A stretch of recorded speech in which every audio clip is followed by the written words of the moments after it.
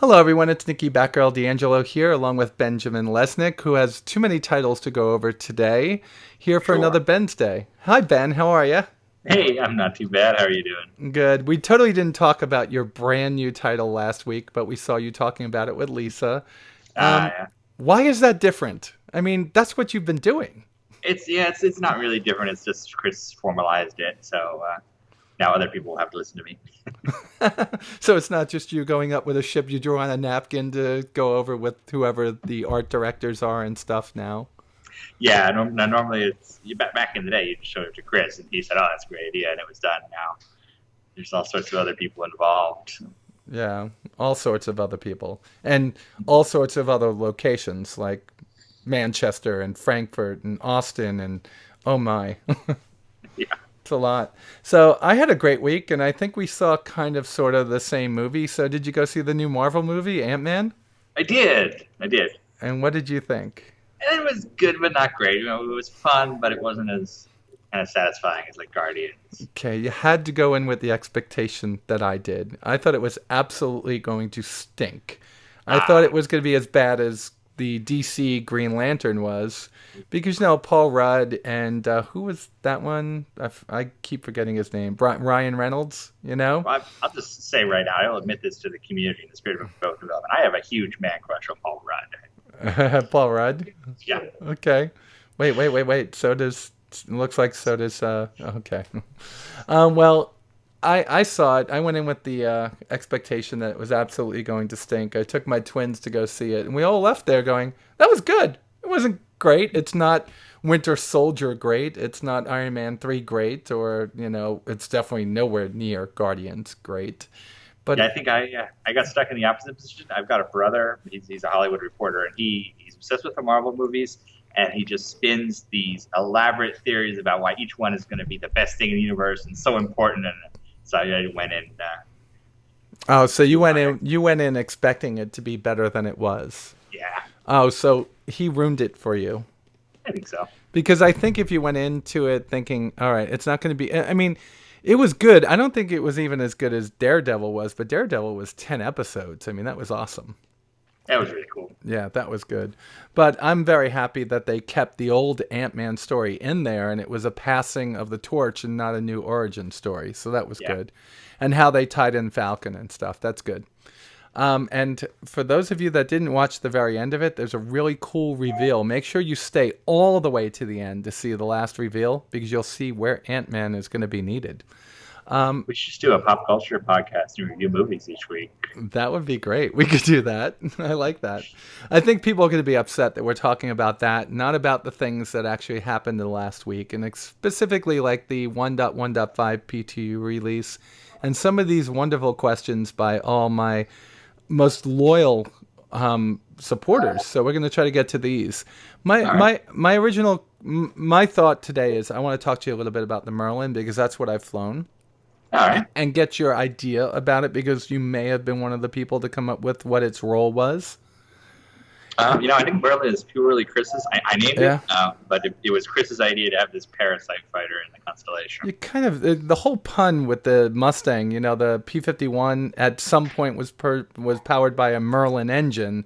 That is the reference. Yeah, so I mean it's actually cool, but I don't get that P-51 feel in it. It's like P-51 to me is more like the Gladius. I mean, this is Yeah, it's much totally different.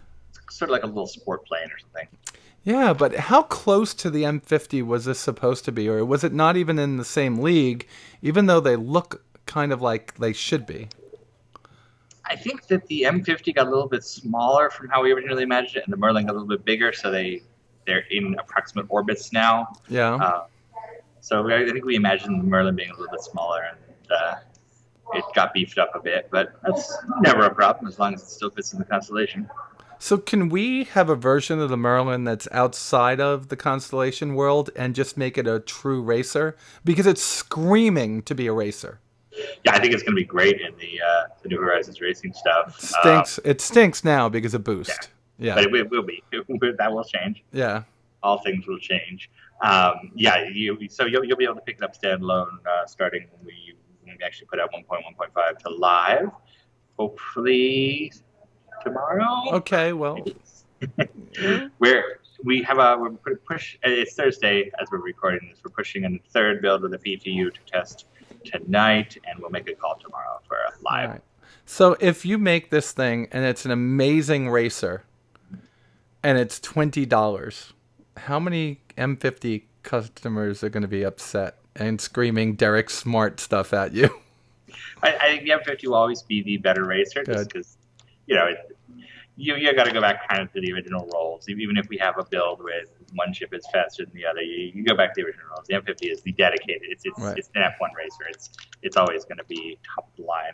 Um, Okay. the I think the goal behind doing kind of converting other ships into racers is that you'll have these races that aren't necessarily the top race. It's more of a everybody get your cars and we'll race sort of thing. So, Okay.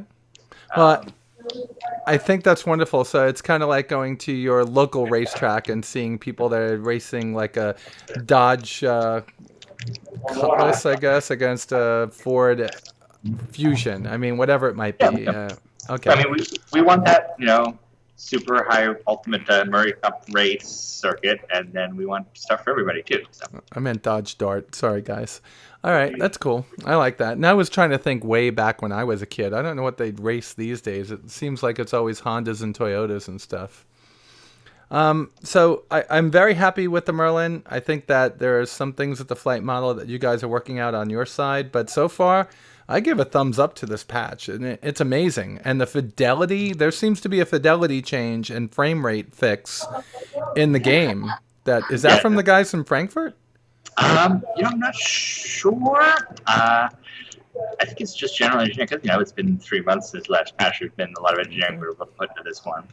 So I'll call it a group effort. Okay, very, very good. I mean, I am impressed because I'm running on not old hardware, not expensive hardware. I'm running on a AMD 9370 or whatever, 9350, and a 760 graphic card. So I'm not even in the top tier, and I was getting amazing frame rates in it. So I'm very happy with what you guys have done. All right. Just a question. We have. I've stopped doing the starter ships because no one's received them yet. In your Skype chat, if Oh, you look back, you'll see a bunch of names. Do you think we could get those out so we could start that up again? oh, sure thing. I can All absolutely right. do that.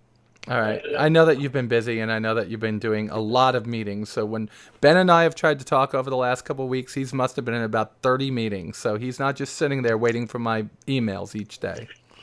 To be honest, I usually just throw this to Chelsea, so I'm adapting my workflow Oh, there. I'm sorry you mentioned Chelsea being gone. Now somebody took her place. Are they in your building or are they over at No, Boundary 42? they're Foundry UK. All right, so that's somebody else I got to get to know. Okay. So something else that we found out is that Aaron has taken over a new position with the company. What's the name of his position now? Global head of production. And Executive producer, probably the real title, but he's global head of production. kind of sort of replaces, but goes a little bit further, right? Essentially, yeah. Alex primarily focused on the U.S. studios, I believe, and Aaron's going to be everybody. All right. And that's a great job for him because if people don't know it, I mean, Chris and Aaron have worked together. I mean, they're brothers. They've worked together on a lot of projects. And where I think Chris is like the visionary, if you know anything about Aaron, he's the I'm going to get it done person. Would you say Yes, that's about right? Yes, and he's very frequently been Chris's finisher. Chris sets up these amazing projects just all the way back to Wing Commander 1 in Right. 1990, and when it came time to actually get them out the door, Aaron would come in and he would code or whatever was needed. He did that on Okay. Wing Commander, Privateer 2, of course, that was Aaron's project. Right. Star Lancer. He's always been there for Chris. And he's also had some pretty successful projects on his own with all the Lego games, right? Oh yeah, I think he probably has some sort of record for money brought in in that position with the Yeah. Lego stuff. Okay. I don't know for sure, but those games are great. Also, everybody hears Lego, and they're brilliantly designed games. Yeah, they are brilliant. And, I just have to admit that, I was a Star Citizen fan, but at that Citizen Con, when they announced that Aaron was coming on board, that first one, that was it for me. That's when I said, this game is for real. It's going to get done one way or the other. So, Yeah, that was Fo- my reaction too. yeah, folks, right guy in the right place. And now he has even more control, or not control, but would you say control or more supervision? Like he supervises more. Yeah, I don't think he'd ever take control. He's a Yeah. very, very, very modest person. Yeah. But he's in a position to get things done. Good. And that's just bringing people up to like the things I talked about, Ben, over the last couple of weeks I can now talk about. Is there, you had somebody, I'm not going to bring up her name, that was a content, creative Oh yeah. content. Do we have a new person in that position, or is that just open now, or just not going to happen for a while? No, the position's eliminated, so Okay. no one else in that one. Okay. But we are looking to hire, we'll bring in an editor who will let Jared have some more free time to do actual community management. So that should All right. help. That's cool. All right. Let's get into some questions and see what we can get done today. So Yoka Rose asks, do you have many ships that are hidden away and not listed? What Yoko is looking for is that we know that Wave 5 ships are coming, I guess. So do you already have these? Do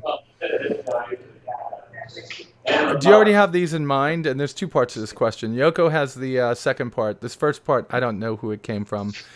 Do you have these ships in mind already? Are we going to start seeing the, I guess, the polls for them in the near future, or is it further out?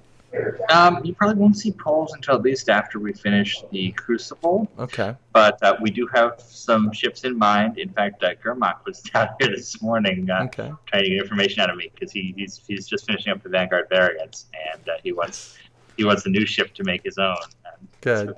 So he's like, "Oh, do you have like a fighter or a racer or something?" So where do you put the Dragonfly? Is that part of this tier, or is it moving to the next? It'll be the next tier. All right, cool.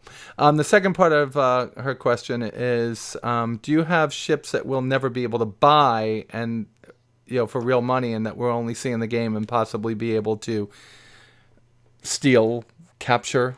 Oh, for sure. Especially a lot of the squadron assets are going to be like that. Stuff like the escort carrier and the lightning and all those. We can't buy them. You guys have to stay in business somehow. Well, we don't do it until it makes sense in the story. Eventually, I'm sure Ava will put out a civilian frame version of Lightning, but not for a bit. Okay.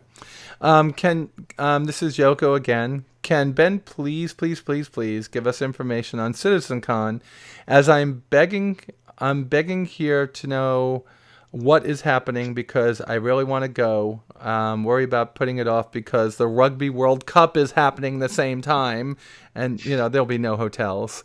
Can we know what type of things is Sandy posting that now? What's going on with CitizenCon?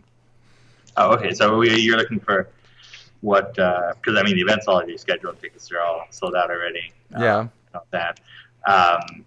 As for what we're going to show, I probably can't say yet. But obviously it's Manchester, so expect some squadron stuff. Okay. Holy cow! There's like so many questions here. All right. All right. Wow, what happened here?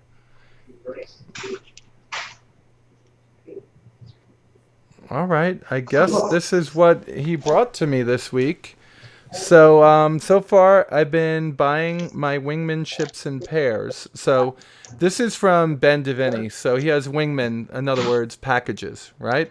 So the packages come with different, each with a character slot. So he's buying them ships in pairs for the sake of symmetry, right? So he's bought all his packages. Now he's buying the add-on ships. My next purchase is planned to be a pair of Xi'an Scouts as wingmen. And even if we're going to be allowed to have two wingmen, or am I wasting my time on duplicates? In other words, he's looking how many of my character slots could actually follow me in each one of my missions or each one of my times that I leave my hangar. Unfortunately, the answer is we don't know yet. It's more of a game balance than anything else. Two is absolutely not a problem. Okay. But it'll come down to something much further down the line. Yeah, and it will also be a technical, thing, because if you've got, say, for me, 10 packages, 10 characters, do I take a constellation with 5 on it so they could have 1 in each turret, 1 damage control, 1 flying the Merlin, and then 2 people? Could my computer handle all that going on at once, or is that going to be server side? You know what I mean? That all stuff has to be worked out. Yeah, and we're doing better on that. I don't remember if we made the final cut of Ben for the chairman or not, but Chris, there's a part where Chris talks about the remaining challenges, and he, in his mind, that's the last technical mountain, is to get as many people to play together as possible.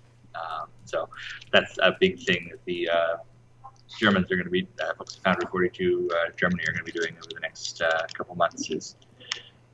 And I think you can already see the impact as we've gone. I actually, have you guys been able to play 16-player yet with 115 PTU? Because it's much smoother when conditions are right. Well, conditions have been okay this week. I can tell you that. So I've been in the PTU 3 times. Most of it was trying to get a good video of the Merlin, and that was tough because I wasn't able to actually fly it and actually do anything in Vandal Swarm with it. But, yeah, I've seen a lot of people doing that. I've seen a lot of people. All right. So Eric Chesson says, "Hi, Batgirl. I wonder if the type of organization dictate the UEE relation with the members. For example, if I am a member of a syndicate that doesn't engage in criminal activity, but a syndicate is a criminal organization, right? Would the UE be on my back nonetheless?" No, they're purely for role playing right now. It's going to be based more on what you do than how you declare yourself. Okay.